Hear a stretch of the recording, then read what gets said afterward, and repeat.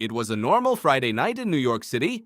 A young woman named Kitty Genovese was walking home from her job managing a bar. It was just after 3 in the morning. She was 200 feet from her door when a man with a knife stepped out of the shadows. She screamed. She ran. He caught her. She screamed again.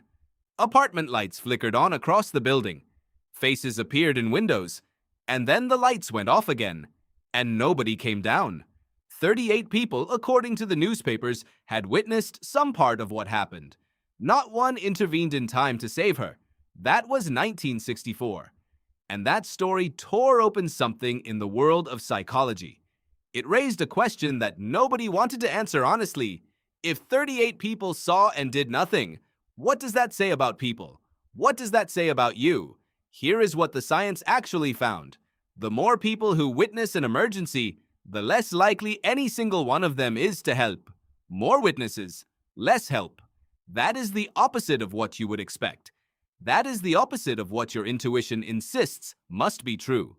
And yet, experiment after experiment, decade after decade, has proven it to be one of the most reliable and replicable facts about human behavior ever discovered. This is not a story about cruelty. It is not a story about apathy. It is a story about a brain that was shaped for a world that no longer exists, and what happens when that ancient architecture meets a modern crowd. In 1968, two social psychologists named John Darley and Bibb Latané sat with a problem they could not shake. They had read the coverage of Kitty Genovese. They wanted to understand the why, not the who, not the where. Why? They designed an experiment that would go on to become one of the most replicated and most cited studies in the entire history of psychology. They brought college students in one at a time. Each student was told they would be participating in a group discussion about university life. The conversation would happen over intercoms to protect privacy, they were told. Simple, comfortable, ordinary. But here was the design.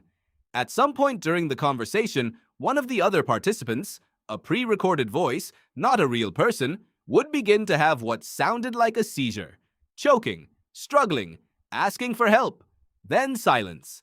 What Darley and Latané were measuring was not complicated. How fast would the student get up and find help? And how did that number change depending on how many people they believed were listening in? When students believed they were alone with the person in distress, 85% of them left to get help within the first 60 seconds. Fast, decisive, unambiguous. When they believed there were 4 other people on the intercom, 4 other potential helpers, only 31% got up to help at all. Same emergency, same voice, same sounds, more people watching, and the chance of anyone acting collapsed by more than half. Darley and Latané named this diffusion of responsibility. When you are the only person present, the entire weight of what needs to be done belongs to you. You feel that weight. It is physical. It mobilizes you. But when you are one of 5 or one of 15 or one of 38, that same weight is divided among every person in the space. You each hold a fraction of it. And a fraction of moral weight, it turns out, is almost nothing. It is light enough that your nervous system can ignore it. Your brain does not make a decision to do nothing. It simply fails to feel the pressure to act. But there is a second mechanism running underneath this one, and it is stranger than simple diffusion. Darley and Latané called it pluralistic ignorance, and understanding it will change the way you read every room you ever walk into. In a crowd, you do not just rely on your own interpretation of what is happening. You watch other people. You scan, you calibrate, you use the group as a measuring instrument for reality. Is anyone else alarmed? Is anyone moving? Are people looking around or looking away? Your brain is constantly running this check, collecting data from the people around you to build its picture of the situation. Here is the flaw in that system. Everyone around you is doing exactly the same thing. Every single person in that crowd is watching everyone else, waiting for a cue that someone else is alarmed. And because everyone is waiting, everyone appears calm. And because everyone appears calm, everyone continues to wait. It is a loop with no exit. A closed circuit of false stillness. Nobody panics because no one else is panicking. And no one is panicking because nobody else is. You have been in this loop many times. You just never had a name for what it was. Think about the last time you were somewhere public and something felt slightly wrong. Maybe a sound came from an unclear direction. Maybe someone nearby looked unwell. You looked around. People seemed unbothered. So you stayed in place. And somewhere within 20 feet of you, someone else was looking at you, staying calm because you looked calm. Nobody was calm. Everyone was performing calm for an audience that was also performing. This is not a character defect. This is your social brain executing an instruction it received hundreds of thousands of years ago. Human beings are deeply, structurally social animals. For the vast majority of human history, survival meant group survival. Acting against the group signal was dangerous. Lunging forward when the tribe stood still could mean injury, expulsion, or both. The individual who moved without social confirmation often paid for it. Your brain learned to look sideways before it acted, not as a conscious strategy, as an automatic reflex. And that reflex is so old, so deeply embedded in the circuitry of how you process social space that it fires before you are even aware of it, before you make a choice, before you think. Social psychologist Stanley Milgram, who spent his career mapping the ways that situation shapes human behavior, argued that the bystander effect is not a failure of human compassion. It is a consequence of human interdependence. The same wiring that lets you function in a team, coordinate with strangers, and read a room in seconds, that is the exact same wiring that freezes you at the edge of a crisis while 20 other people stand and wait for someone else to act. Now here is the part of the story that most people never hear. The counterintuitive part. The part that actually matters. You can escape the bystander effect. Not by becoming someone different. Not by developing some rare form of courage. You can escape it with one sentence. With one piece of information. With the exact thing you are receiving right now. In follow-up research, Darley and Latane found that when participants were told in advance that the bystander effect was real, that groups reliably freeze while individuals act. Those participants behaved significantly differently when placed in emergency situations. They helped more. They responded faster. The knowledge of the mechanism disrupted the mechanism. Being able to see the loop from the outside made them able to step out of it. There is a second way to break the spell. And it works even when you are the one who needs help. If you are ever in an emergency in a crowded space, do not make a general appeal. Do not shout for anyone.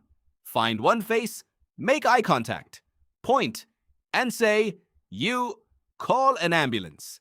Name the color of their jacket if you have to. Singled out, the diffusion of responsibility vanishes instantly. There is no fraction anymore. The weight lands on one person, and one person with the full weight of responsibility moves. Social psychologist Philip Zimbardo, who spent decades studying how context shapes human action, argued that the bystander effect reveals a deeper truth about moral behavior. It is not that people do not care. It is that anonymity and diffusion change the arithmetic the brain uses to calculate whether action is required. Remove the anonymity. Restore the individual weight. And the care that was always present rushes immediately to the surface. That is worth sitting with. The same person who walks past someone collapsed on a busy sidewalk would drive across the city to help that person if they knew their name, their face, their story. The compassion was there the entire time. The mechanism simply buried it beneath a layer of crowd math that the person never consented to. And now, one more layer, because it takes the story somewhere unexpected. The original Kitty Genovese account, 38 witnesses, 0 calls, was later re-examined by journalists and historians and found to be significantly exaggerated. The New York Times story that shocked the nation had collapsed a complicated, chaotic, terrible night into a clean, moral parable. Some people did call for help. Some could not fully see what was happening from their windows. The number 38 was never firmly established. The narrative that launched 1,000 psychology experiments was, in its specific details, wrong. But here's the strange thing. A partially inaccurate story motivated real scientists to design real experiments. Those experiments found a real phenomenon. The myth was flawed. The science it inspired was not. Darley and Latane did not need the precise number to be right. They needed the question. And the question was right. And the answer they found was true whether Kitty Genovese was watching 38 windows or 3. Because the bystander effect does not need a crime scene to operate. It is already running in every meeting where something goes wrong and no one speaks. In every comment section where 1,000 people read something harmful and assume someone else will report it. In every hallway where a person is struggling and the crowd parts cleanly around them and keeps walking. You do not have to be watching an attack. You just have to be in a room with other people. The knowledge itself is the antidote. Knowing the loop exists gives you the only thing you need to break it, the ability to see it in real time. The moment you recognize the stillness around you as performed stillness, not real stillness, is the moment you stop using it as data. The moment you realize your brain is calculating a fraction instead of a whole, you can choose to pick up the full weight again.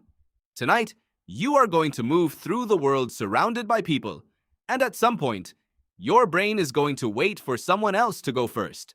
It is going to feel the weight dissolve. It is going to scan for cues and find calm faces that are scanning right back at you. And now you are going to notice that happening. Not after, not in reflection, right in the moment. You will feel the loop start to close, and you will know exactly what it is. That is the only switch you needed. And now it has been flipped. Just like Kitty Genovese's lights came on that night. Except this time, someone is coming down.